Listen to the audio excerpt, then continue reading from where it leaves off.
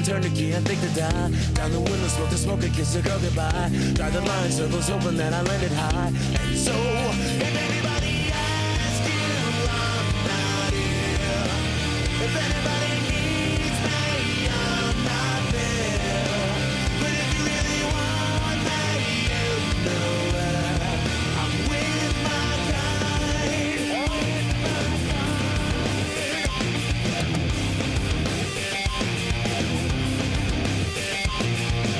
So when I start to kill, so I forget to figure out why we take the pills. I need to love, believe the doubt. Sends another shot, I slide it down, get up, get out. Still my turn to stumble through the car and turn the key and think to die. Down the window, smoke the smoke and kiss a girl goodbye. Drive the line, circles hoping that I landed high. And so, if anybody asks you, I'm not here.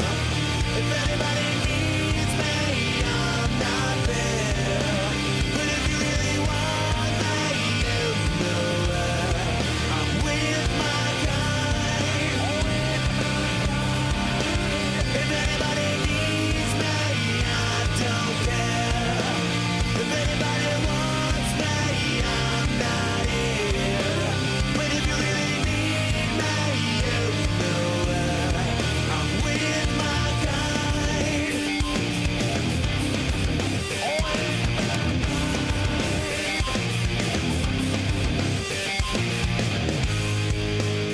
Well, I hate to bother.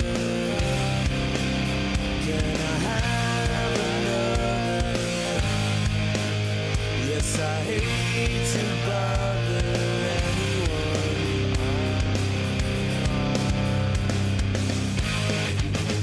Well, I hate to bother. Can I have another? Yes, I hate to bother anyone. If anybody asks you, I'm not here. If anybody needs me, I don't care. But if you really want me, you know I'm with my kind. If anybody needs me, I'm not here. If anybody wants me, I'm not there.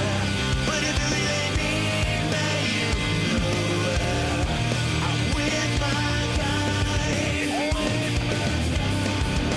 With my kind.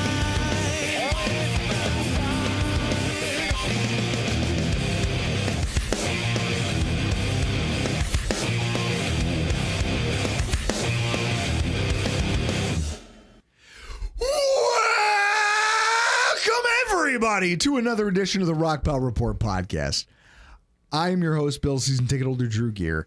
That's my producer, Chris Kruger. In studio with us tonight, Mr. Iman Azizi, the president of Q42 Barbecue. President Owner, CEO. got promoted. Got promoted.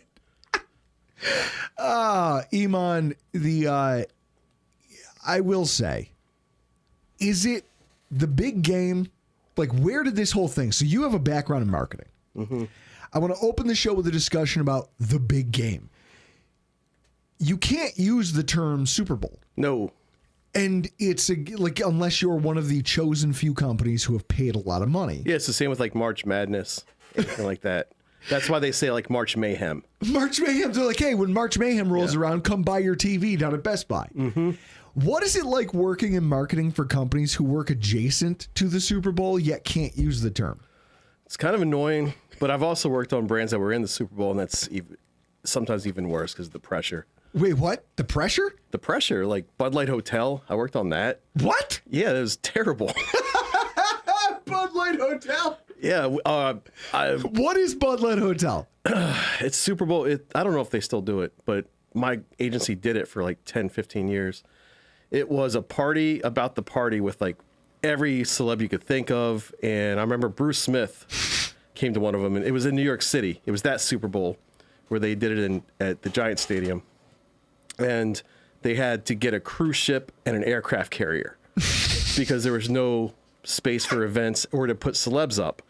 So our team had to like figure out what to put all the celebs, and Bruce Smith got put into this tiny little cabin hole, and he complained to our team, and I thought it was so cool. He got like he was mad, but he didn't blow his top, and I was like, we had to like make things right with Bruce Smith. That was pretty cool.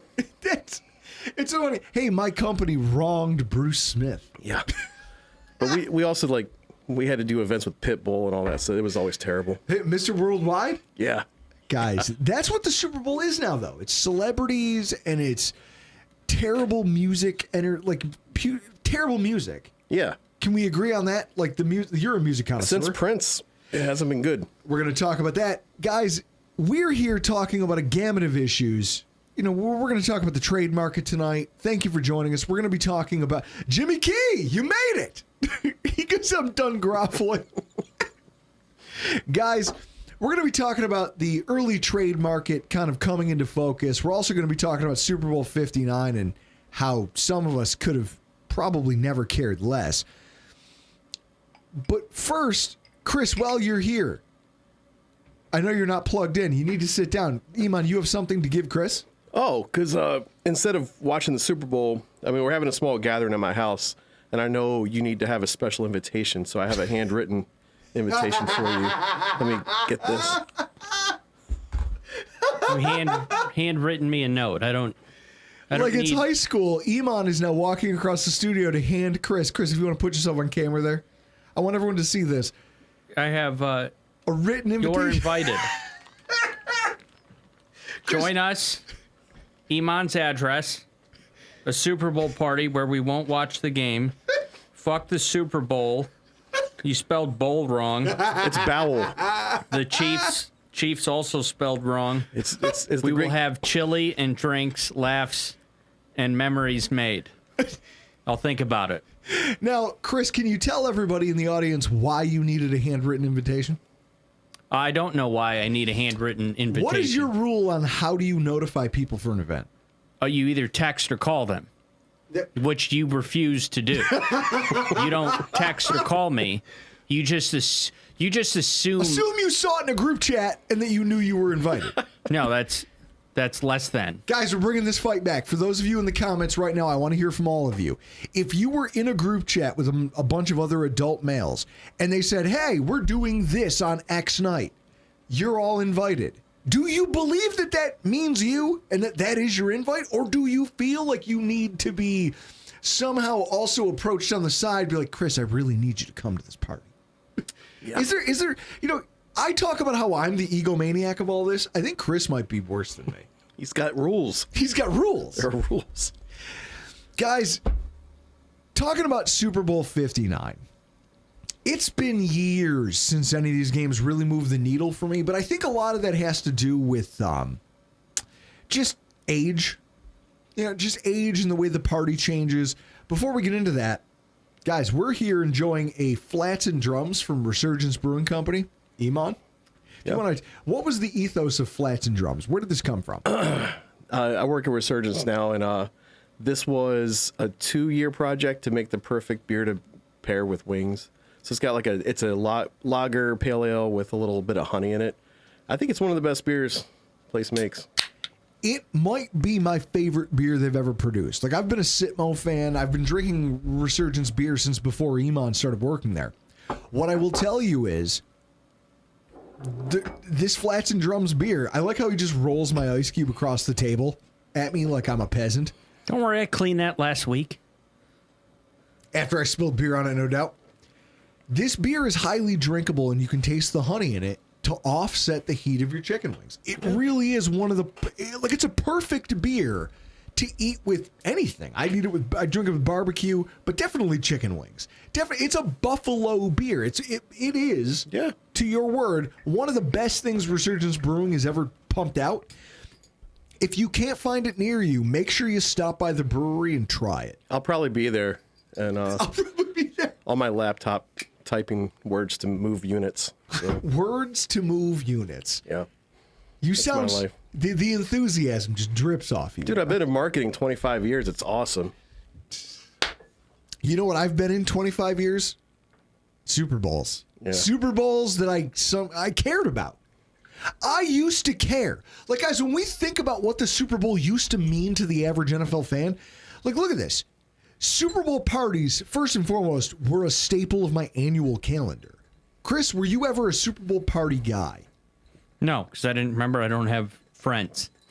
So only until I met you did I start attending parties. But it's different when it's drought era Bills and we're out. Like we're out of that mindset in late October, early November because we're not making the playoffs. But now that we're good and we're in AFC title games, divisional games, it takes a lot out of us. Yeah. Super Max in the comments, Iman's words have never moved my unit. His food, on the other hand, no comment. For anyone who's ever been to a tailgate, that's Iman's the guy. He's the genius behind all the food that goes on at our tailgate. Those playoff games are hard work, man. Yeah, I made soup the last one because I didn't want to do what you did. So I think back to the Super Bowl parties and the games that I watched that were the most fun. In 2006, the Steelers beating the Seahawks was amazing. Not just because Antoine Randall threw a touchdown pass to another wide receiver, and I was like, you can do that? You can have wide receivers throwing passes, but also it confirmed everything I thought about, like what do they call that? When you think like wearing the right underwear can influence the outcome of a game. Like, what do you call it? Superstition. Because Mike Holmgren touched the Lombardi during the pre-Super Bowl press. It was on a table next to him, and he touched it. And it was like, don't touch it before you won it. So sure enough, him losing that game the way that they did just cemented forever. It's like, see, it's not just superstition, it's real. Yeah. You idiots did that. You deserve the loss. He touched it. Oh, here's a nugget. It's a 20-seconder. So you met my friend Tad. He came up here for a game. He's a Seahawk fan. That year, he got sent to Atlanta to work an all-nighter on a pitch for a client, and he did it. Instead of quitting his job and watching the Super Bowl, he worked all night and watched the game on like a 10-inch TV in a conference room. Would you ever do that if the Bills made it to the Super Bowl again? No. Nope. If the Buffalo Bills are vying for a Super Bowl and you told me, hey, you could have a very lucrative job, but only if you work through the Super Bowl, I don't need money.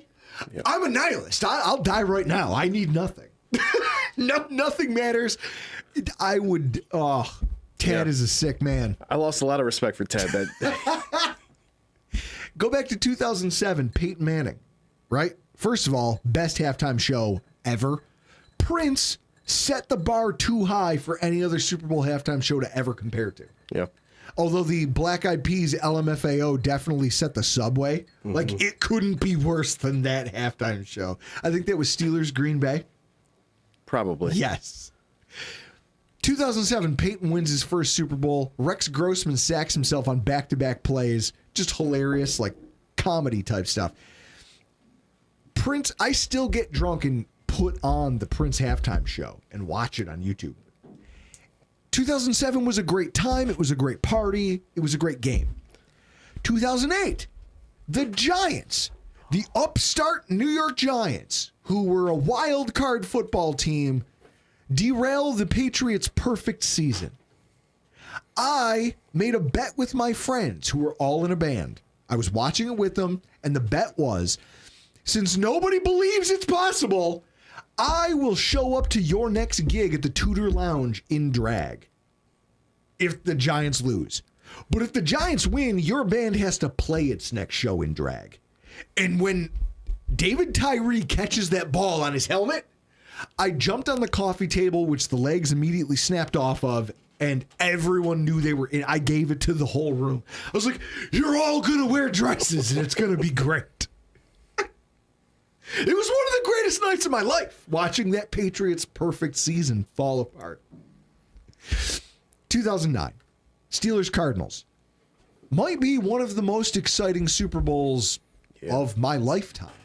Lead changes, giant defensive plays.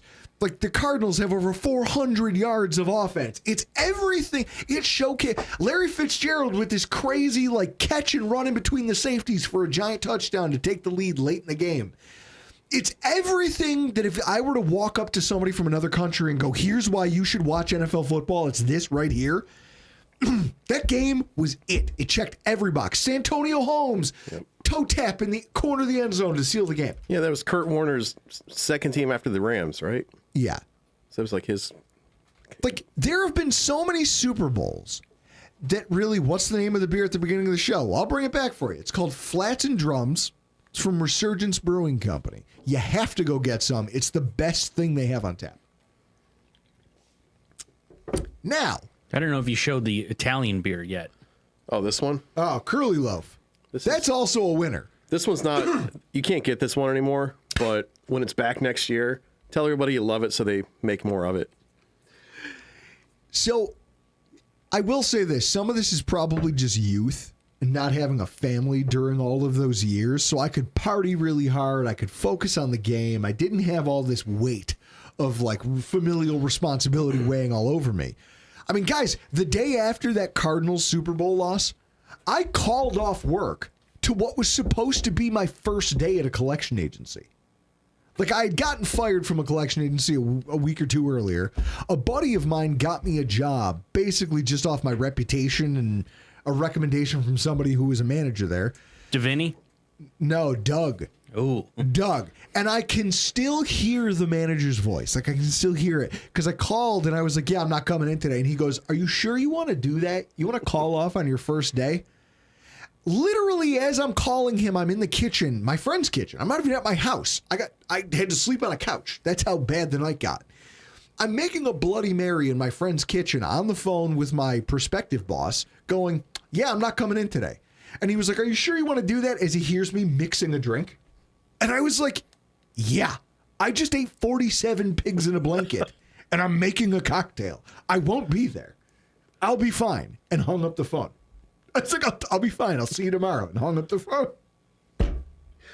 It's funny what not a job that industry is. Mm-hmm. Like, as soon as you show someone you can hit a number, you literally do whatever you want.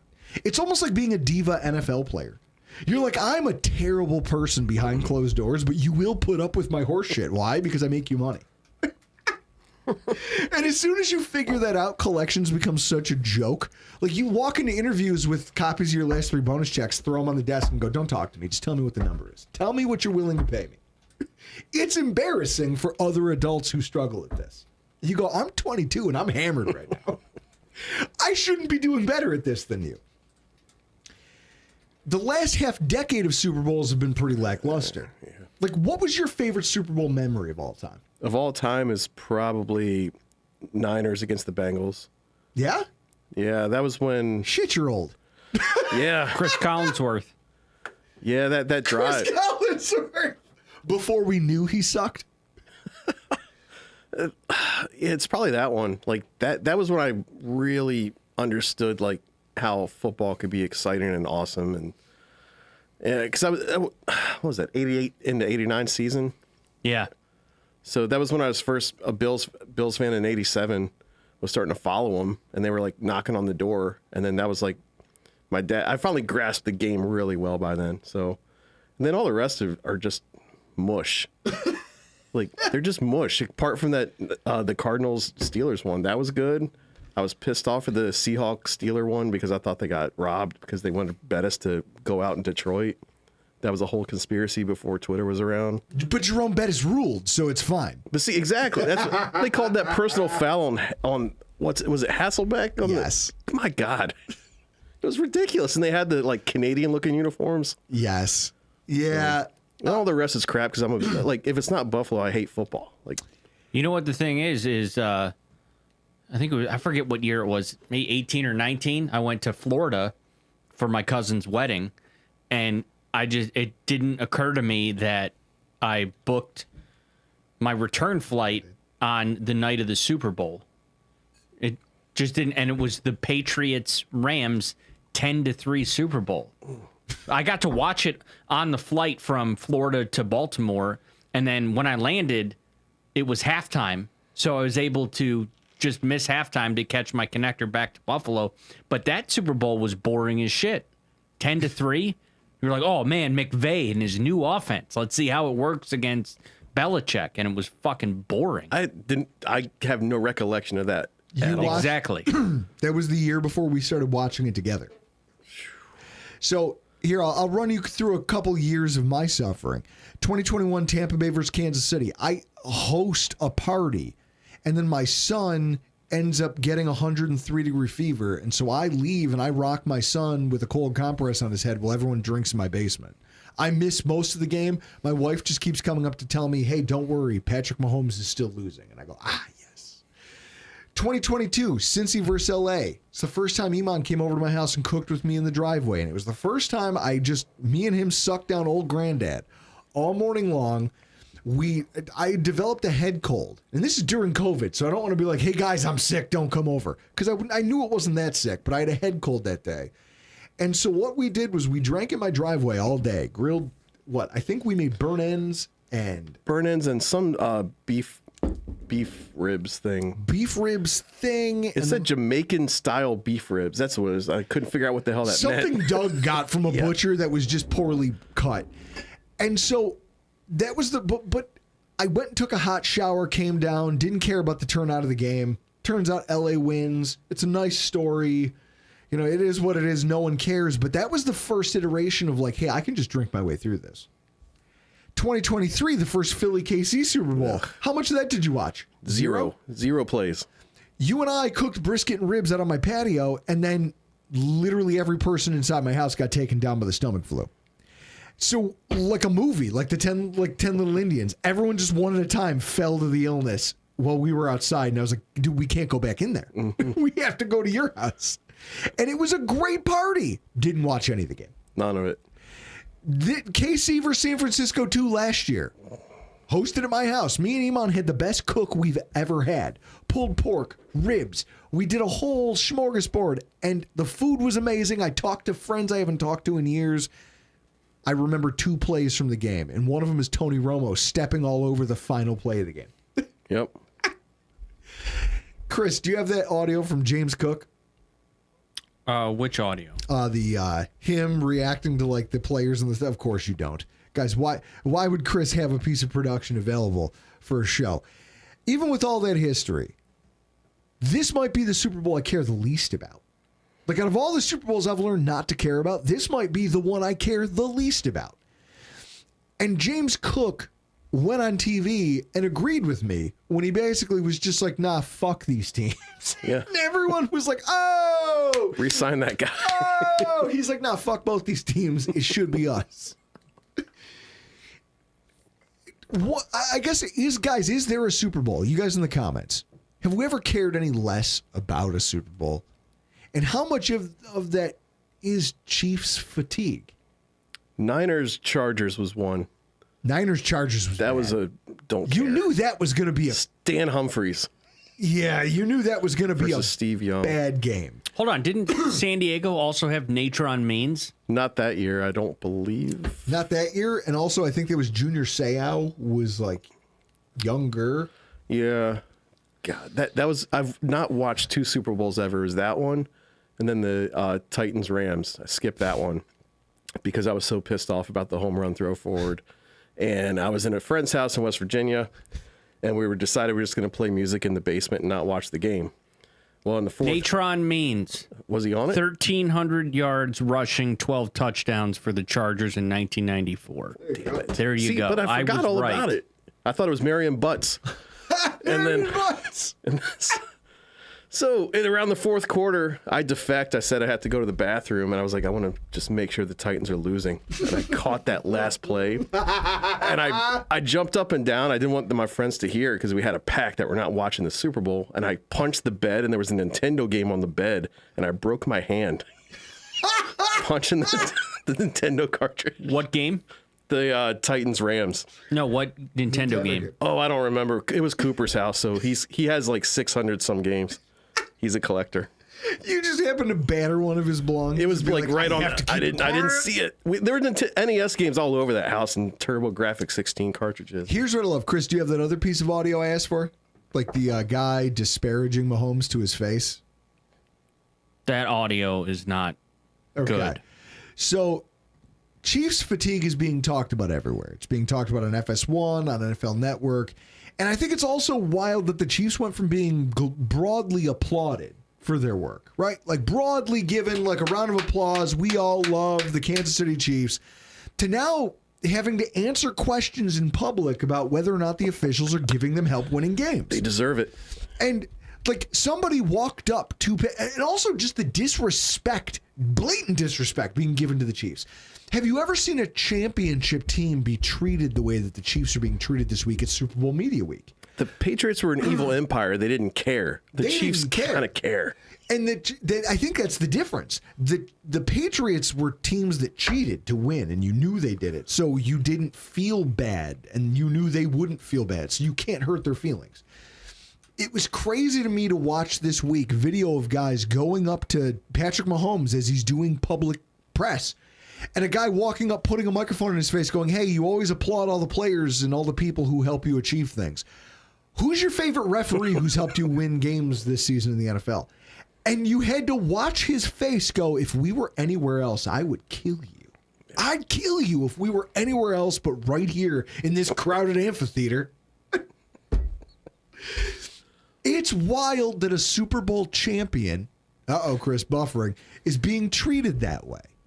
And yet here we are with the Kansas City Chiefs. So what that tells you is that despite the, like, it's not just salty ass podcasts. This has reached the mainstream. It's affecting society. People overwhelmingly feel like it's okay to disparage these guys. It's okay to look down on them. Like, you're talking about a team that's on the cusp of making history, something the NFL obviously would love to have, to put a feather in their cap and be like, look at this. You should watch every year. You might miss something. And instead, their chosen, their golden child is being openly derided by everybody. Yeah. It's crazy. It's crazy to me. They used to be like lovable. Like that's it. They were the upstarts. It's like, oh, look at them. Andy Reid winning for once. This is nice. It's amazing the 180 I have made as a fan of football from the first time Patrick Mahomes won his first trophy. We're like, oh, that's cool. They haven't won since early on. It's been a long time. Cool. And then it just snowballs, and then they keep winning. And then for me, it just turns into mass hatred for the Kansas City Chiefs. Ryan Tongan, I've also broken my hand punching whilst drunk. Ryan, I don't think anybody here who's watching the show hasn't done something regrettable while drunk. It's kind of our thing. I'm a better person. I'm a better person. We grow from these moments. Yeah. But you look at it, it's like, how did they go from being zero to hero back to zero? Like, they're now viewed as insufferable. And I think Taylor Swift adds to it. Well, for sure. I think it's the Taylor Swift stuff. I think it's the Jackson and Brittany Mahomes stuff. I think it's all of the, like, and maybe this is what it all will be. I think that's the thing. Everyone assumes that this is unique to the Kansas City Chiefs. Like, oh, you guys have been in the zeitgeist for too long. I'm old enough to remember that during the Bills' fourth Super Bowl run, everyone hated the idea of the Bills going back to another Super Bowl. Yep. They were like, please, anybody but Buffalo. And when the Bills made it, they were over there going on the sideline. Bruce Smith going, we're back. Oh, you can't keep us out. Because all of the media was like, please, not Buffalo. Don't do this to us again, because we know that they're losers. These guys are the opposite. They're winners. And yet everyone's tired of them. I think that it shows that the national attention span and the appetite for these, like, hey, underdog, zero to hero things has a shelf life. Yeah. If anything, the Buffalo Bills have, like, what, a window to win one Super Bowl, maybe two, and then we'd be treated the same way. If Josh were to go on a run where we had 3 Super Bowl appearances and we won 2 of them, do you know that all of this, like, you wouldn't get, ahead of the Chiefs game, the whole world came out in support of the Bills. Yep. The Bills, the Bills social media team was aggregating videos from UFC heavyweight champion Chandler Jones and a million different celebrities about go Bills. The world's rooting for you. That would all change if the Bills were to win 2 Super Bowls in 3 years. Agreed. They would then look at us and go, all right, you got yours. You married a movie star. Look at the Red Sox. Look at the Cubs. They're all annoying as hell now. This is it. As soon as you win, You stop being the plucky underdog and you start being like, all right, well, now you're just another one of these asshole winners. Yeah. Nobody likes winners. Everyone says they do. I think if the they Bills really don't. if the Bills were to win a Super Bowl or two in a row with Josh Allen, I think we would eventually become what the Chiefs are right now, mostly because of Drew Gear.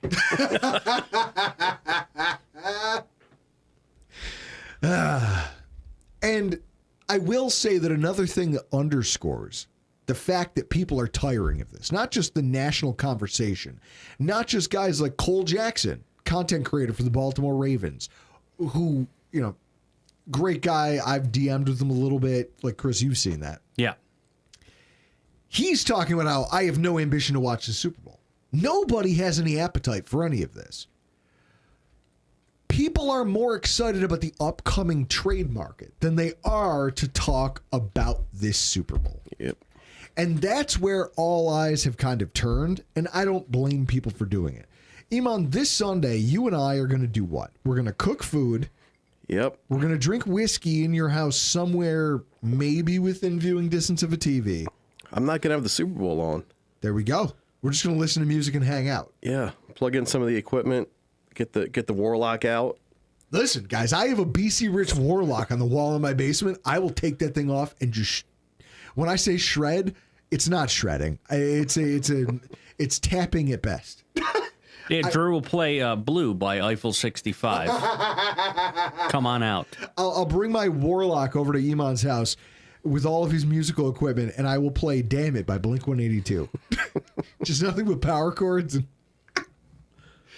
No, I think we all need to kind of take a respite, and I feel like this Super Bowl is the perfect time to do it. Yeah. I don't care how this game ends. No. I couldn't care less. I'll get a text from Apple Alert on my iPhone that'll tell me what happened. News alert. It's the best of times and the worst of times. Yeah. But I'll drink to that. Oh, yeah. Let me. At least we have each other. Chris? Is that old-fashioned good enough, E?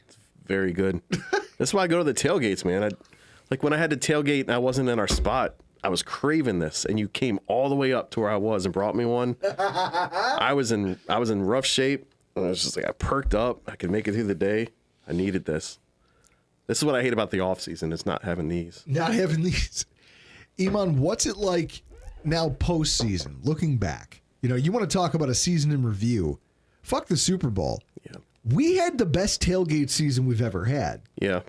I know people hate it when we talk about this stuff, but we had legitimately the best tailgate season we've ever had.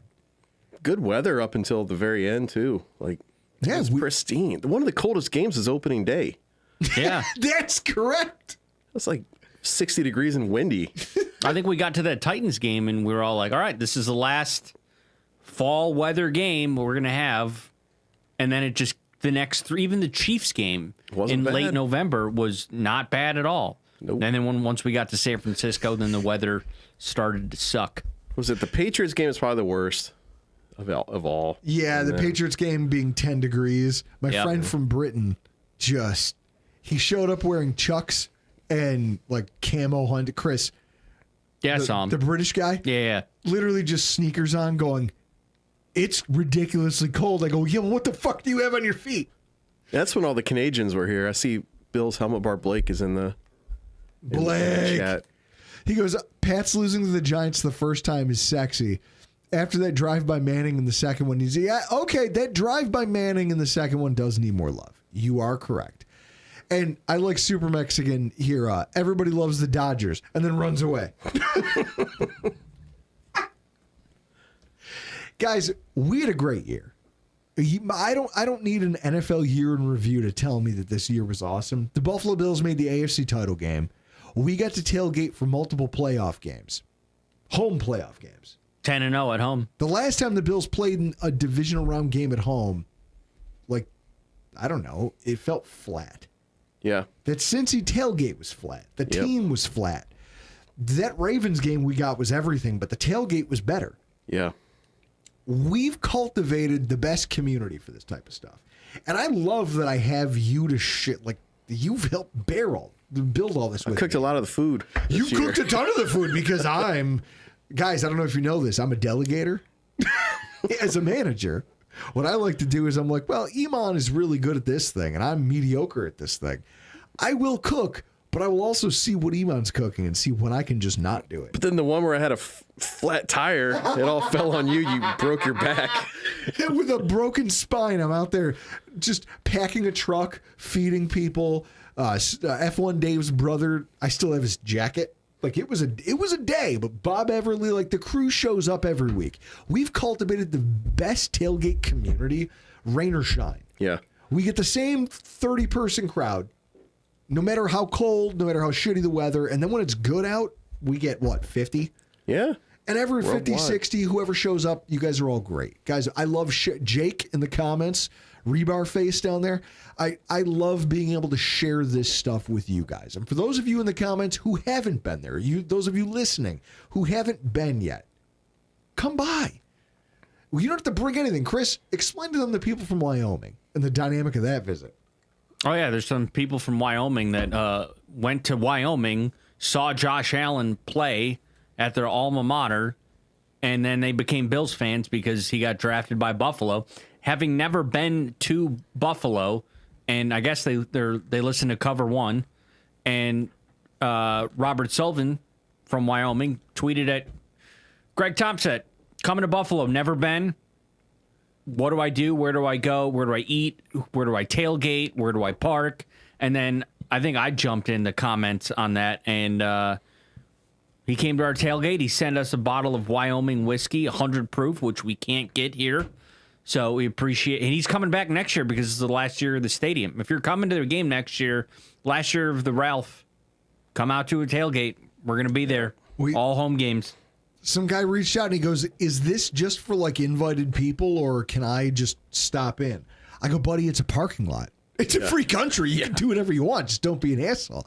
And he laughed. And I go, that's our vibe. That's what we do. And I'm so happy that I get to share that with you, man.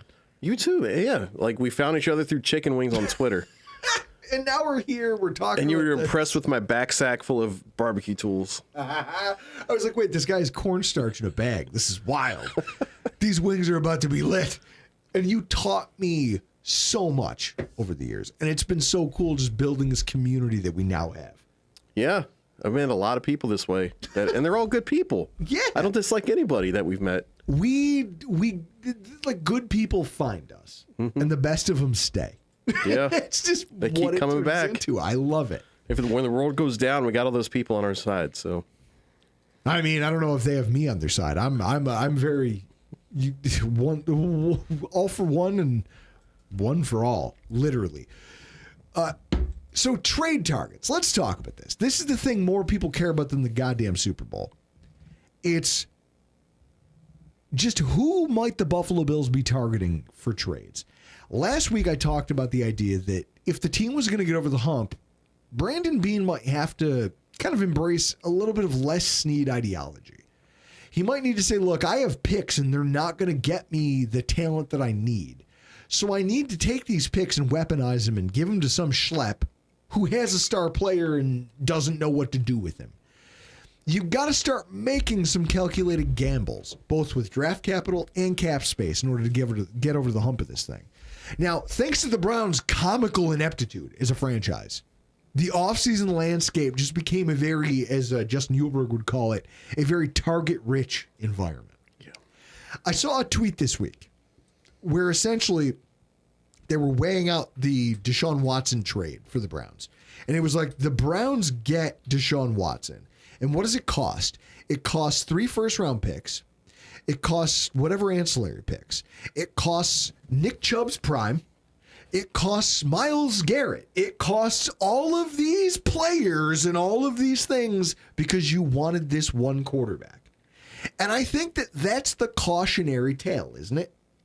yeah, but they're the Browns. Of course they're the Browns. If anything was going to explode in someone's face like a Three Stooges episode, it would be the Browns. So I saw some tweet today that said, imagine if the Browns still had Baker Mayfield. It's like, They would have made the playoffs. that makes you think. Dude, it really does make you think, though, about what a bad GM can do to a franchise, or what a bad owner who pushes a decent GM to do bad things can do to a franchise. trickle down is a real thing. Chris, here's a question for you. As an NHL fan, is it cool, and for those of you in the chat, is it cool that trades in the NFL are becoming more popular, kind of like they are in the NHL game? Like, does it move the needle that not only in-season deadline is now meaningful? You know, you got Devontae Adams and Amari Cooper both getting moved last year. You've got every trade deadline now recently. It seems like there's impact or big names being shuffled around the NFL. And does it make the offseason more exciting, knowing that trades are now just being fully embraced by NFL GMs? For me, a trade, like an in-season football trade, to me is just wild to think about, because you have certain plays and there's certain verbiage that you have to learn. With football, it's more up here in your mental game and the things that you have to remember. Like in hockey, it's just like, oh, can you hockey, it's can you develop nonverbal chemistry with somebody, you know, the way the Sedins worked with each other, Henrik and Daniel Sedin and the Canucks, because they were twin brothers. They just knew, they didn't have to talk to each other. They just knew where everybody was going to be at all times, and that's how that works in hockey. Are you suggesting that twins have like some sort of ESP? Yes. You know, there's another guy who Yes. had some interesting thoughts on that whole thing. He tried a lot of experiments about how to I'm just looking at that haircut. I'm hearing some of the things you've yelled recently. I'm just I'm connecting a lot of dots. It's more difficult to get traded in season for football than it is hockey, because the amount of verbiage within the play calling system, that's what is the learning curve in football. It's hockey. It's just, can you play with somebody? Same thing in basketball. It's the same thing. It's so much easier to have an in-season trade. Football, to me, it's just fucking wild. Christopher D'Amato, NBA, but Jimmy Butler was traded to Golden State within the last 20 minutes. Jimmy Butler is a player who became a problem for his franchise when they wouldn't give him what he wanted. And he forced his way out. I find this dynamic interesting because this is what the Browns are staring down the barrel of. You look at a team that's made every wrong move a franchise can make over the last 5 years. And now you've got your franchise player, a cornerstone player in not just your team, but in the NFL, going, I don't want to be here anymore. Yeah. You're going to waste the rest of my career. I need to go at least try to win something. And he was really nice about it, too. Jimmy Butler has been doing it the other way, where he's like, nah, this is outright, I'm not going to listen to you. You can't fucking tell me anything. Mm-hmm. He did it the Stephon Diggs way. And they all find their way, don't they? Mm-hmm. So the fact that these trades, people go, oh, they're so talented, they'll never get traded. Nah, you make yourself enough of a problem, it happens. Now, for every big move that really changes the trajectory of an NFL franchise, you get a bunch of absolute non-stories, a bunch of duds that take place. Just look last year, since he trades Mixon to Houston, Mixon goes on to have an amazing season with Houston. I know, I had him on my fantasy team that I won a championship with. Bills send Ryan Bates to the Bears, and people got mad about it. Yeah, people were mad. Do you remember, Chris? Wasn't it back to the Bears? Didn't we get him from the Bears and we sent him back? I think so. People were mad that we shipped off Ryan Bates to the Bears. He was depth. Non-story. Mac Jones gets sent off to Jacksonville. Justin Fields goes off to Pittsburgh. All of that meant squat to the regular NFL season. Stephon Diggs gets sent by Buffalo to the Texans, and it was declared a seismic move in the AFC. Oh, it's this crazy thing. Okay. The Titans got L'Jarius Sneed from Kansas City, and their defense still sucked. The Jets got Hassan Reddick, who was a no-show and then a non-performer, and then added Devontae Adams to the league's most ineffective offense, and it still sucked. Shocker. Are you shocked? I'm shocked. Mac Jones was a top 100 NFL player. So that was shocking. Which underscores how much that list is worth. Listicles matter. You got to respect the listicles. Oh my God. The fact that Mac Jones made the top 100 tells you how little that list is worth. It's like, Chris, it's like, with all due respect, and I mean all due respect, that idea ain't worth a velvet painting of a whale and a dolphin getting it on. I can't do it. I can't do it. Yeah. Meanwhile, the Buffalo Bills passing attack completely productive without Diggs. And the offensive line was fine without Bates. The sky didn't fall. Nothing mattered. Diggs got hurt. It didn't matter for Houston. They still made the divisional round. Yeah. Or they still made the... They do the thing they always do. They did the thing that they do. They made the divisional round. And they're like, it's fine. Yeah. Why? Because it's football. And Stephon Diggs really isn't that important. Bates from Philly. Wasn't it... Did it make He was you- offered a free agent contract from Chicago, and then we ended up trading him to Chicago. So Thank you, Ralph Wilson Sr., because we're not smart. I guess I just look back at this and I go, the trade market's always going to be a gamble. It always will be a problem because you're buying on these weird intangible values, right? But at least we know that speculating over the trademark is better than, I don't know, watching that idiot Jackson Mahomes filming himself doing a TikTok dance inside of a suite in the Mercedes-Benz Dome. I will spend all of my time thinking about this and none of it thinking about whatever the hell happens down there in New Orleans. So let's talk about this, Chris. Some of the names. Myles Garrett, the silver tuna. He's the new one, who very nicely... Well, it's a high mercury tuna because he's attached to Lake Erie out in Cleveland. A lot of mercury in Myles Garrett. I don't know. I mean, I don't know if we can obtain him salary cap wise. Well, let's talk about this. Premier NFL talent, 5-time All-Pro. Durability is a major plus. Blue chip in every single aspect of the game. And someone that offensive coordinators have to plan for every single week, regardless of who they are, regardless of how good their quarterback is. Age gets talked about as a deterrent for wanting him in a Bills uniform. But that's not the thing for me. What worries me about a Myles Garrett trade is the premium you're going to pay for all of his previous accomplishments. You're not paying for the best of a guy. What you're paying for is everything you did well over the last 5 years. And that's a hefty price. You read, there's an article in The Athletic this week that talks about how his determined value could be at least 2 first-round picks, or a first, multiple seconds, or a first, a second, and a player of high caliber. Now, do the Buffalo Bills have that to give? I'd argue they do. You have a pick in the late 30s, which if you were going to try to get a pass rusher, isn't going to yield you anyone who can get pass rush. We've done this. We've watched Rousseau. We've seen Epinesa. We've watched, look at the guys drafted before Epinesa. Grossiator Matos and all of these guys who I had a hard on for in the draft. And I go, they could be game changers. And none of them are. They go down as second round draft picks. Why? Because they're not that talented. They're projects. And we have to work on their ultimate athleticism to try to make them good pass rushers. And it works once in a while. You got the Yannick Ngakwe's who are a 5th round pick who go on to be like Stephon Diggs, a 5th round pick, or what's his name? Khalil Shakir, 5th round pick, star player. Matt Milano, 5th round pick, star player. The problem is when you get outside of the top 10 in the NFL draft, your pass rush career drops significantly. It's over 20 years of looking through drafts. And we have a terrible track record. We have a bad track record of drafting DNs. Eric Flowers, Aaron Maven. Eric Flowers, how dare you? Reggie Ragland. Oh, God.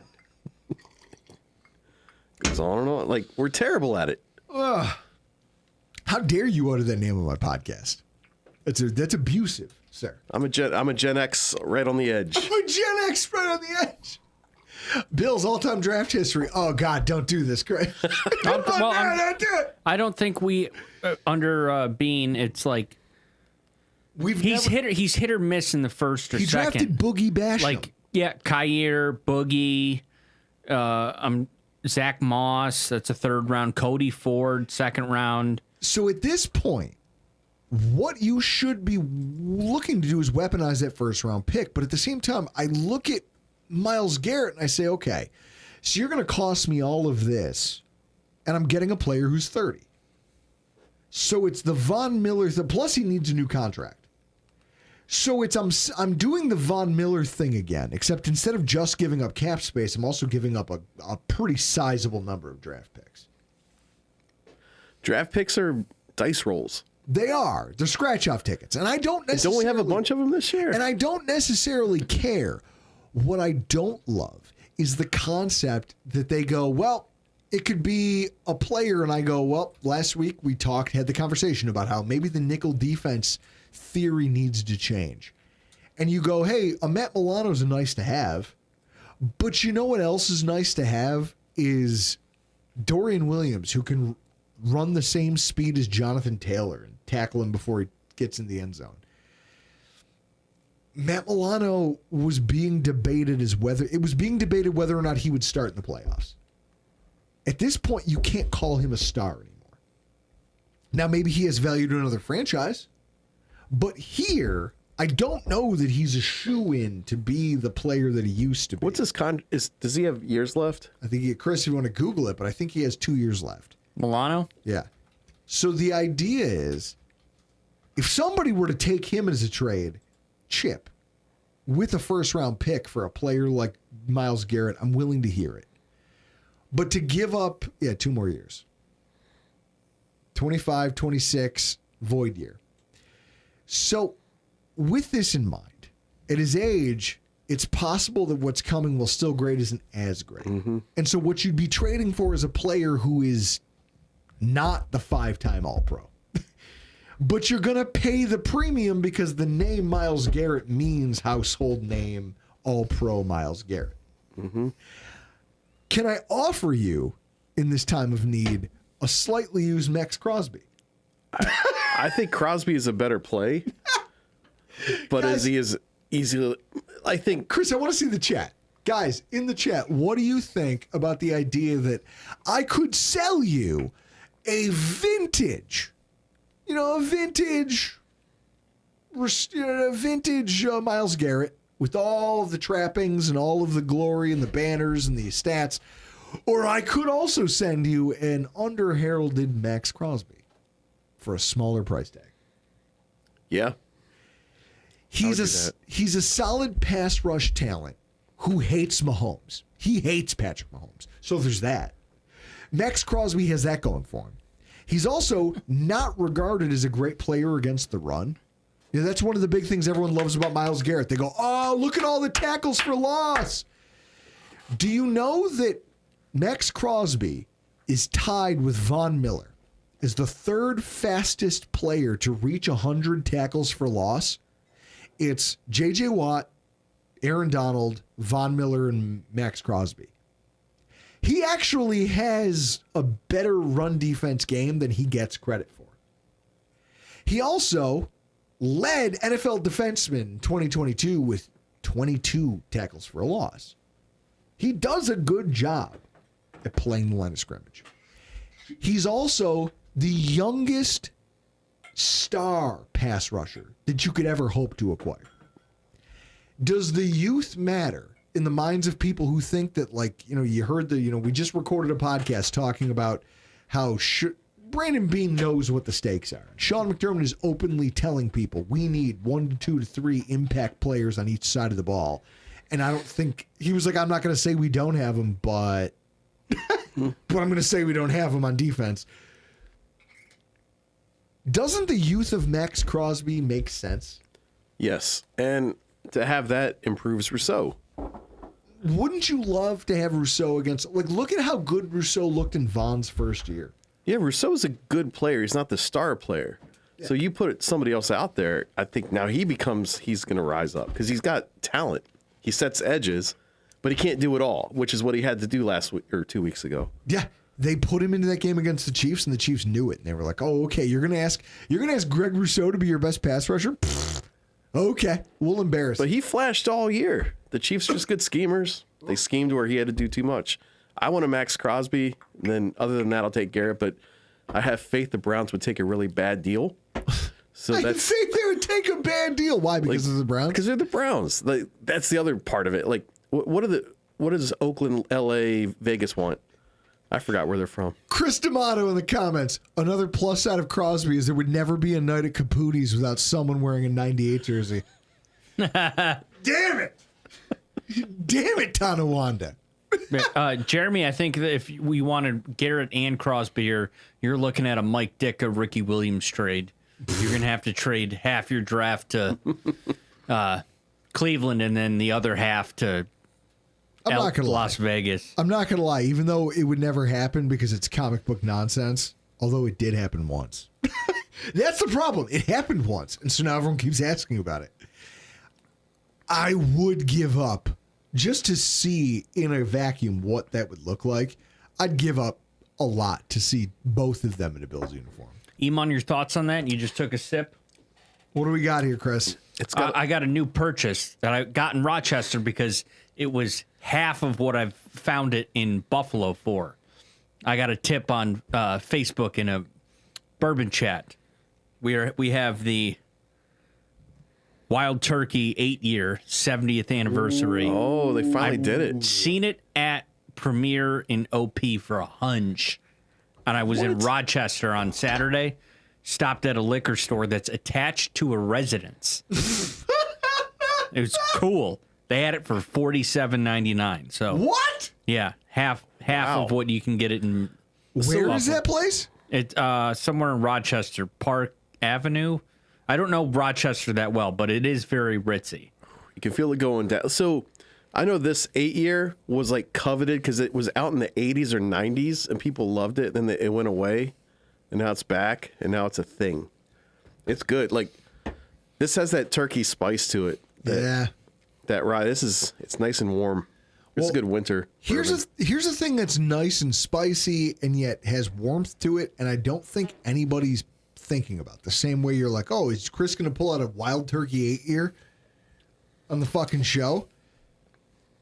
Can I interest you in a Trey Hendrickson? The jerseys don't sell as well for the first few weeks. Sure. He's not universally recognized. Yeah. He is not a household name. But he is every bit as effective a game wrecker and a pass rusher as Garrett or Crosby. 83 pressures in 2024, which was tied with Myles Garrett on just 30 more passing reps. 18 sacks, which was 4 more than Myles Garrett put up this year, and 3 more quarterback hits.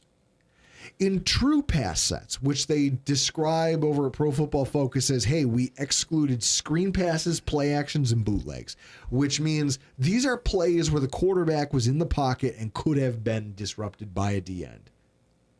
Hendrickson produced 15 sacks to Myles Garrett's 9. This is the type of thing where you look at this money ball and you go, Trey Hendrickson doesn't get love, but he might be the better player for what we need. Here's a Buffalo Bills fan. But no one's talking about him in our fan base. All the articles and all the podcasts and all the things that are being written are, Myles Garrett, here's all the reasons. I go, Trey Hendrickson. Can I please get a Trey Hendrickson? Here's why. One, the Bengals are notoriously one of the cheapest franchises in the NFL. The Brown, like Mike Brown, yeah, that family sucks. I read the player reports on like reviewing the franchises. They were like the bottom, like F. What was it like? One of their players' wives was breastfeeding on a concrete floor in a bathroom. Yeah, like, that's one of the stories. It's like this place is the pits. Yeah, there's just a reputation of terribleness. I have here's my offer, Cincinnati. I will send you a 4th-round pick this year, a 3rd-round pick next year for Trey Hendrickson, and a 24-pack of Hootie Delight. Hey, listen, Hootie Delight's a fine beer. Don't you dare. And on my way, so I'm going to Louisville, Kentucky for my 40th birthday. I will be swinging through, and I will pick up Hootie Delight somewhere in that region. Yeah. I bet your ass. I'm bringing a case for the studio. I'm doing the same thing because the week before you're going to Louisville, I'm driving to Atlanta, and that means I'm going through Cincinnati. So I will stop at the Party Source in Cincinnati and get some Hootie Delight. Hootie Delight, baby. It's the best. Chris first drank it at an ECHL game. Yeah, it was dollar beer night. It was dollar beer night. At an ECHL game, and it was you had two options. You could either go Hootie Delight or Miller High Life. Obviously, I'm not going to drink Miller High Life, so I will have this Hootie Delight. And then when I came back from Kentucky, I stopped at the Party Source, and I picked up a 24-pack, maybe two 24-packs of Hootie Delight, which if you don't know what Hootie Delight is, it falls in line. It's Cincinnati's homegrown cheap beer, your Genesee, your Montucky, your Utica Club. It falls into that category. It's drinkable until you have your fourth one and go, oh, this is kind of piss. But by that point, you don't care, right? Yeah, if you're that point in your life, too, that's why you drink it. That's why I'm drinking this. I deserve this. E, you've never had a Hootie. I assume that's why people in Cincinnati love it. They're like, we deserve this. We live here. We eat Skyline chili. The Bengals have gambled to a degree. When you look at the makeup of their team, they're trying to now, in a single offseason, get a deal for Jamar Chase, get a deal for T. Higgins. And then here's what I love about how they've treated Trey Hendrickson. Trey Hendrickson was on Pat McAfee. And he was like, oh, yeah, your GM is tweeting about how, we wish we could keep him, but, a deal will have to be met and blah, blah, blah. He goes, and this is what a good teammate Trey Hendrickson is. He went on Pat McAfee and had a whole bit about how I want a Super Bowl for Cincy whether I'm here or not. Mm-hmm. I want to be able to bring one here, whether it's me being here or whether I give them the draft capital that they go out and get the pieces they need. Whatever it is, I love this city. I would love to stay. Also, it wasn't cool finding out that the GM said it was going to be hard to get a deal with me done through text from my father sending me a screenshot of a tweet from my fucking GM. Just like the Reds and the Bengals are like teams that play despite their ownership. Like with like Marge back in the day, they have this tradition in Cincy of they put together really good teams that have terrible ownership and they just play despite them, and there's something interesting there. Guys, can you imagine how you would feel as a Bills fan knowing that Brandon Beane, rather than talking to Greg Rousseau about his upcoming contract extension, just tweeted out randomly, it's going to be hard to get a deal done with him, but we'll try. Yeah. Look, you didn't talk to the guy, but you're willing to say that out there to the public. And then this guy has to find out through back channels that, oh, wait, so you don't really want me here? Mm-hmm. All right, well, I guess we'll try to figure it out. And Trey Hendrickson is taking the high road through all of it, which tells me he's a high character guy. He's a hard worker. And Chris, what did we talk about during our last show? Team before self. Yep. Got to play for the logo, not the nameplate. Guess what? Trey Hendrickson is flat out being like, look, if I can help bring a Super Bowl to Cincy by just being a trade piece that gives them the pick that makes whatever, then fine. I'm fine with that too. I love his attitude of just, it'll be what it is, and I'm still a good soldier and a company man. Sounds like a McDermott guy. Yeah. McDermott guy. Doesn't this sound like a guy who did he wrestle in high school? Or maybe Sean McDermott does like the ladies' man, where he's like, all right, everybody out. He goes, hey, Trey, we're going to bring you in for a workout. Trey, come in here. We want to meet with your agents. And then his agents get like blocked off in the other room, and he's like, wait, what's happening? He goes, nah, go in the room. And they go in there, and there's mats and a singlet. He goes, oil up. And McDermott's like, I'm going to wrestle you. That's how we're going to figure out this trade. Do kids still wear hoodies to sweat and spit in a cup to like lose a pound before weigh-in? Is that still a thing? No, I don't think that's Is that thing. Abusive now? Yeah, I think that's considered abuse. That's why I didn't wrestle after football season. I'm too hairy to shave. That's a lot of spitting and sweating. I'm tired.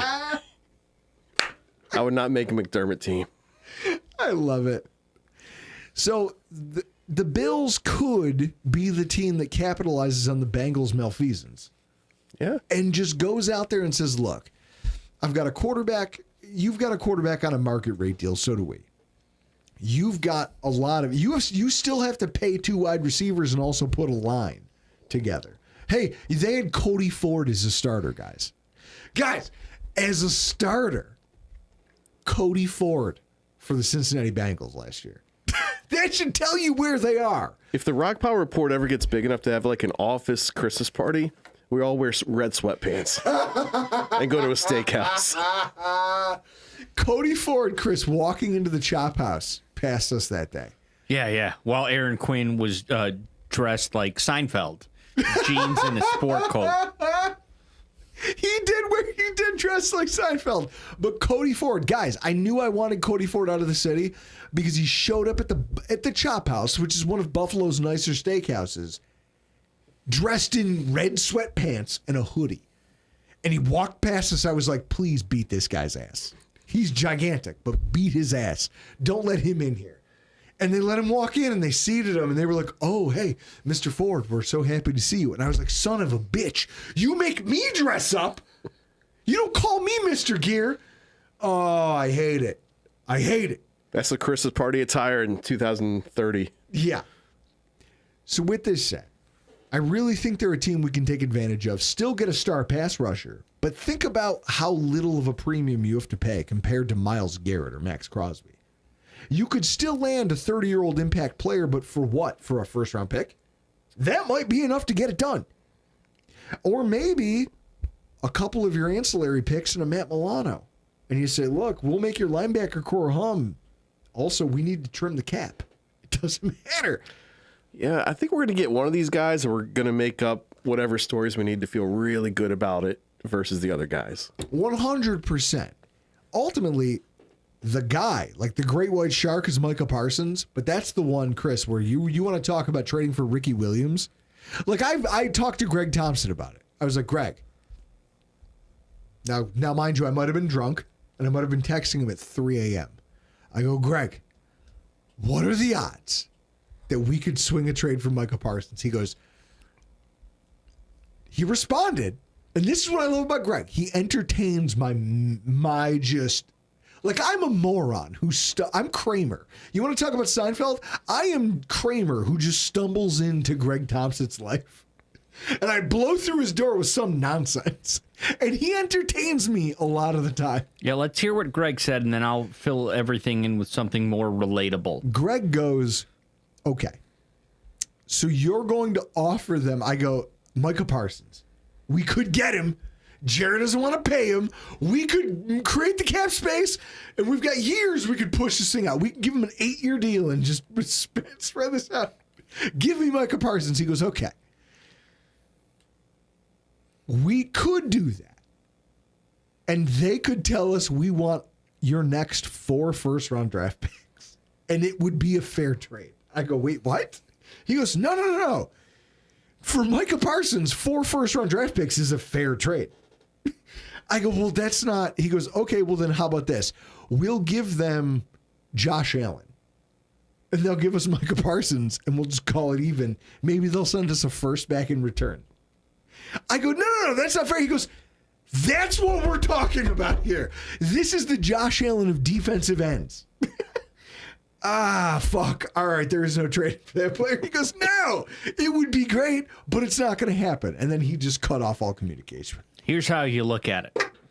We're more likely to see Drew wearing braces than Micah Parsons in a Bills uniform. That's not happening. If it requires a collared shirt, I'm good. I don't need to go. I love it. Kyle, I love you. Nobody invites Kyle Washington to a wedding. Hey, listen, Kyle. I bet Kyle Washington if he gets invited to weddings, Kyle Washington shows up like dress kind of like Rob Ray. The top button never done. But Why would you? But the tie is all the way up. You just end up looking like shit. Kyle, my cousin's husband showed up to my wedding. Dude's a farmer. Dude is I run a working farm. There are photos of him. There's people in tuxes and dresses and suits and ties. And then there's this guy in flannel and jeans and work boots with a John Deere hat on. And during the reception, he came up to me and was like, I'm real sorry. I don't have any fancy clothes. I just wanted to come to your wedding. And I laughed and I hugged the shit out of him. And I was like, I'm just happy you're here, man. I don't care. None of this matters. I'm pissed that I'm wearing a tuxedo. I don't think any of this is necessary either. It doesn't matter. What does matter is who do the Bills target? How do you improve this team?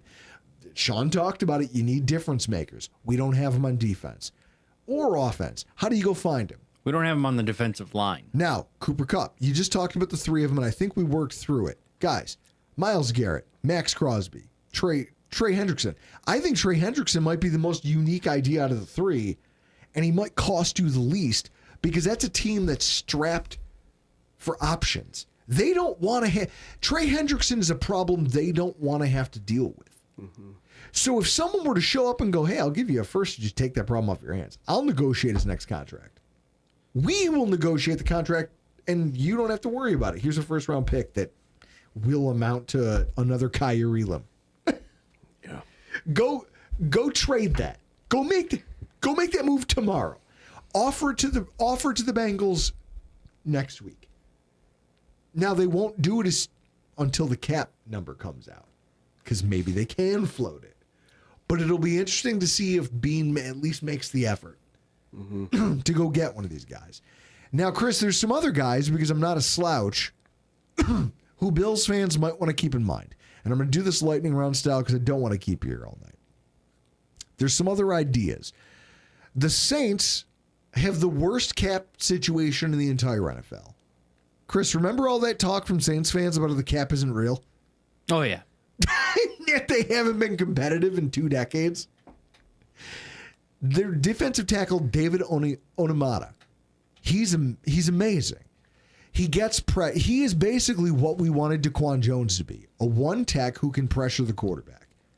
You could trade for a guy like that who's 28 years old and get 2 more years of good production from a team that just wants to offload the contract. Now, if you can make it work, Chris, if you want to give that a Google, what is his contract worth? Also, guys on a rookie contract. Whose contract? David Onyemata. Eagles defensive tackle Jordan Davis. He was a draft crush of every Buffalo Bills fan. They were like, give me Jordan Davis. And of course, the Eagles got him. And now they're in the Super Bowl with a beastly defensive line. And Jordan Davis is a big part of that. But the problem is they have to pay Milton. And they have to pay their Jalen Carter. And they have to pay a bunch of guys. So they can't pay Jordan Davis to be defensive tackle 2, even though he's good enough to be defensive tackle 1 on a lot of teams. Mm-hmm. This is an opportunity for you to go to the Eagles and say, look, I'll give you a second-round pick for that guy. Or I'll give you maybe a pick and a player of some kind of value. You go down the roster and you go, look, if there's something that they need, go find a hole. There's an idea that you could get Jordan Davis back through trade just because of the cap situation for the Eagles. And the fact that their defensive line, like that's why they're in the Super Bowl. Their defensive line is so loaded with playmakers. They have the opposite problem of the Buffalo Bills. Yeah. It's frustrating, right? Like you do the wrong thing. The Bills are always trying to do the right thing. They draft cowboys, or not cowboys, Boy Scouts. They want good people. The Eagles go, hey, Jalen Carter killed a guy. Street racing, but it's okay. And he still keeps doing it even though he's in the NFL. So he clearly hasn't learned. But we still want him. And oh, by the way, that's what makes us the most dangerous defensive line in football. Because now we've added a Jalen Carter on a rookie contract who's better than most starters.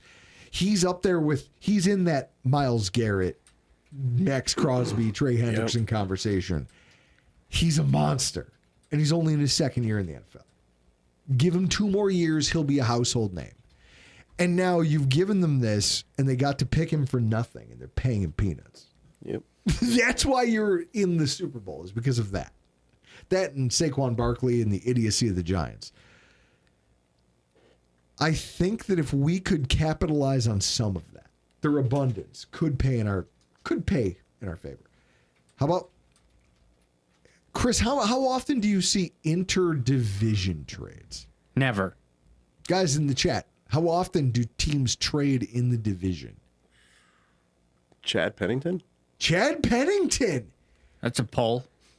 Dolphins. He knows. He's a Chad Pennington. Explain why you're a Chad Pennington guy. Because of Marshall? Yeah, I went to school with him. I had a radio show that was on before him.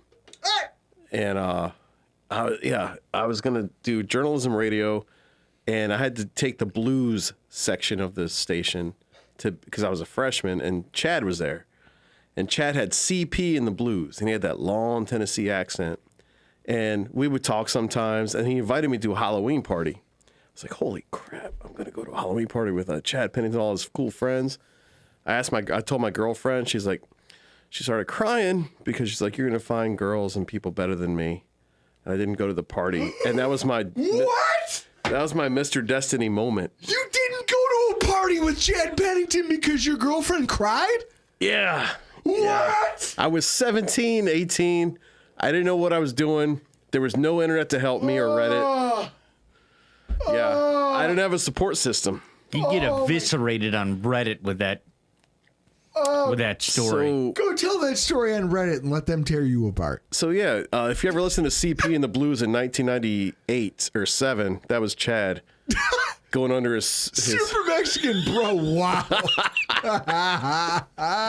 everything worked out, you know. It's amazing. But Chad's like, you're pretty cool. You want to come to my party? I was like, holy crap, we're going to go to Chad Pennington's party.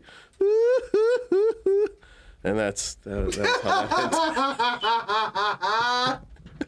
The best part is you just did what you've watched me get screamed at by my wife for, where you give women what feels like a bad, where you're like, when I feel like women are being annoying, I'll talk like this, and my wife lights up like a Christmas tree and just comes at me. Iman saw it in person when we were out there in Destin, Florida. Yeah. My wife was ready to fight me on a beach because I went, and she goes, I told you I hate that. Don't do the voice. Like Seinfeld? Yes. Hello. Stop doing it. Hello. Yes. Guys, this thing's off the rails. Well, yeah, Drew Bledsoe, too. I see Steve Noble threw that one out there. Yeah. Irving Fryer, Wes Welker, both Pats and then Finns. All right, that's fair. Garrett Wilson for the Buffalo Bills. You're talking about wanting a guy who can go out, win matchups, go absorb They're going to want him coverage. first because it's in division. Fuck him. No, what you tell him is, hey, do you want to deal with this guy for another year with a new quarterback, and now he's on his third quarterback of his career, and you still don't know what he is? Or I'll give you a third for him right now. I'll give you a third-round pick for Garrett Wilson right now. Well, Matt Collins is our number one now, right? 100%. So- He led the team in touchdowns. That's how this works. If you don't score touchdowns, you don't get to be called the number one. Yeah. We're set at number one. We're good. It's amazing, but I think that you could do it. And I think that there's a conversation to be had there. Can you get them to pry a player like that away? Because think about the room that he would make for a guy like Kyrie Elam. Think about, hey, if I could just get you on the outside, or if I could just, hey, for a third-round pick, we could do a cheaper version of what we did with Amari Cooper this year. Everyone's like, oh, bring Amari back. That's cool. We could also do that. But you could also give the Jets a third-round pick for this guy who has untapped potential and also costs you nothing on a rookie deal. Yeah. On the flip side of that, when you talk about age and experience, there's Broncos wide receiver Courtland Sutton. He seems like more of a McDermott guy.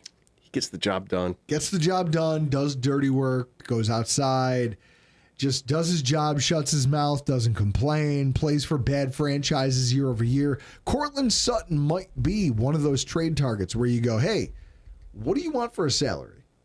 Can we renegotiate this contract and restructure things? Can you come here and make a team-friendly deal to go win maybe a Super Bowl?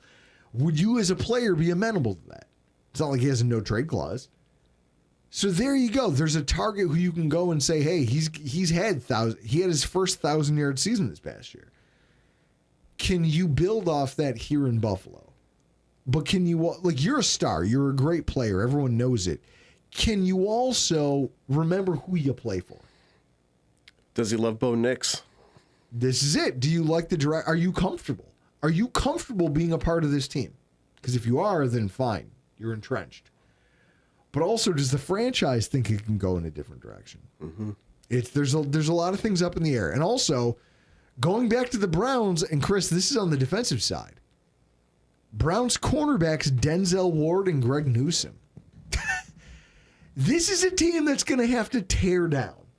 The Browns are going to have to bury everything that they currently are and rebuild. They have great corners. Russell Douglas was fine, but he wasn't great this year. Yeah. Christian Benford's going to need a contract. You've got guys in Denzel Ward and Greg Newsome who already have contracts. And if you already have them on the books, you can figure out how to structure the next guy's deal. I think that there's something to be said for targeting the Browns cornerbacks and at least kicking the tires of the Browns, going, hey, you've got 3 players. What do you want? Yeah. Tell me what your price tag is for each of these guys. One of those two might be better than going after Garrett. And that's my point. Do a bad deal that way on Brown side, where it's a little lighter. Everybody is caught up in the idea of Myles Garrett. This trade environment, if you really wanted to make one, to make the Bills a better team in 2025, there are so many other targets out there.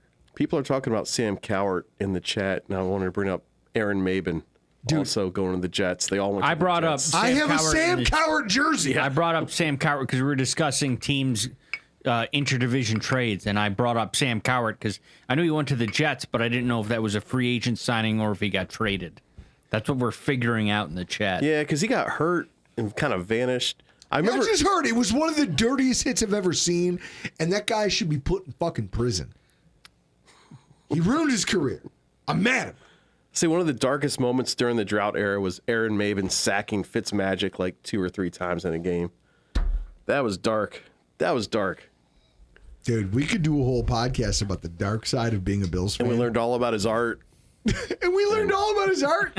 And like, oh, we're not allowed to hate him. No, we are. We are. We are absolutely allowed to hate him. Damn it, Listen, he's a good guy. listen. In the words of Lenny Klotch, it is every New Yorker's God. He goes, being miserable and treating other people like dirt is every New Yorker's God-given right. Your time is up. Good night, gentlemen. Ghostbusters. Being 2. miserable and treating other people like dirt is every New Yorker's God-given right. My favorite movie quote of all time. Guys, look at that DK Metcalf. He's another guy who's rumored being out there. Guys, the trade market has opened up in ways that it hasn't for years in the NFL. GMs are becoming more accustomed to treating players like capital and treating draft picks like disposable assets. They see them as scratch-off tickets. But the reason trades, Chris, being the NHL fan that you are, in the NHL, GMs don't give a fuck about draft capital. No. They'll spend that like crazy. Because if you're picking mid to late first round in the NHL, that guy's not going to make ice time on an NHL team for a minimum of 2 to 3 years. So with that in mind, in the NFL, I feel like they've embraced this idea that this capital doesn't matter. Yeah. I'll burn this. I don't need that first round pick. I need to win right now. And Les Snead might have started that. Where they go, oh, look, he built a winning team that went out and got a Super Bowl with the Rams. Yep. They won it. So with that in mind, I feel like while I don't want Brandon Beane to sacrifice everything and all the solvency, like we talked about it tonight, guys, if you haven't heard it yet, we just recorded a show. If you're watching this, we just recorded a show where we recapped the press conferences from Brandon Beane and Sean McDermott. Video, audio. If you watch it here on YouTube, you'll see the video portions. I learned a lot from Brandon Beane. And he was very transparent about how I want to keep the window open for as long as humanly possible, as long as Josh Allen's in his prime. And that makes sense. Yeah. But with that said, you still have to take a stab. You still got to try to, hey, if an opportunity presents itself for me to shovel a bunch of talent onto my plate and all it costs me is draft picks and maybe a player I was going to cut anyway, can I get it done? And that's where we're going to find out just how ballsy and how desperate this organization really is to push their chips in, or if they're willing to, true to the word, sit on the sidelines and just play it by the numbers, draft, and that face right there. You want them to do something exciting. Something. Do something that shows me you have a pulse. Yeah, because it felt the last couple of years have felt that, apart from Von Miller. Yep. That was like the one big splash we've done, and I think another one's coming. People are going to be down on it because of Von. Sure. They're all PTSD about it.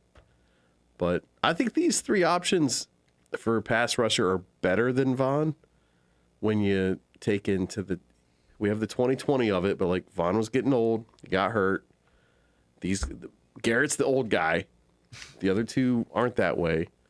A little better about them because I got to be optimistic. Otherwise, I'm just more miserable than usual. And that's it, guys. It's about finding your own optimism. And if you can't find any, just remember, at least we're not all watching Jackson Mahomes dance after the Super Bowl. I can't wait to not watch that game Sunday. Like, that's going to be a fun day. Like, Chris has an invite now, so he might show. Yeah. Guys. I'll let you know, I'm still in my Tyreek Hill phase. Where Tyreek said, I'm not coming back. And then I don't want to backtrack it. I don't know if I want to watch it too. I might rather watch garbage with my wife on Netflix or Amazon. I don't know. I'm still in that I don't want to watch this shit phase. Jeremy Rogers, back off, man. They're scientists. I love it. Guys, this has been a lot of fun. But for tonight, we got to get the hell out of here. Iman? Yeah. Anything going on over at Resurgence Brewing Company that we all need to know about? Just beers. Just beers. Beers and ciders and nachos. And for everybody asking in the comments, yes, it's flats and drums. I'm going to hold it up there in front of the Chris goes, hold it back. So the thing doesn't your camera can't zoom or can't focus if you hold it up. It's manual focus. Flats That's why and drums. I say hold it back. Oh, there it goes. Now it's in focus. There it is. Now it's in focus. Flats and drums. Go check it out. Also, my favorite beer, Sitmo. Can you hand me that? Hell yes, yeah. We got new packaging coming that'll look a hell of a lot better. Dude, Sitmo is my original favorite from RBC. It's a hazy IPA, and it's good. Drinkable. It's the best. It's the second best beer they make. Yeah. Next to Flats and Drums. Anything else going on over there at the RBC? If you ever come in there, I'll be over there. I'm typing on a computer. Move it. At the bar? I'm usually at a table where no one's sitting. And I just kind of look So you don't have an office? You look disheveled. There's no offices there. You look disheveled. Yeah. I'm just typing away. Like, that guy looks like he's moving some units through the universe. That's me. You're doing better than me because you have a job and I don't. Holding a job sucks. It's hard. I love both of you guys. I love all of our viewers, our listeners, our watchers. But for tonight, we got to get the hell out of here. I'm Drew Gear. That's Chris Kruger. That's Iman Azizi. I will see you on the other side of this shitty Super Bowl. Yeah. And this has been your Rock Pile Report.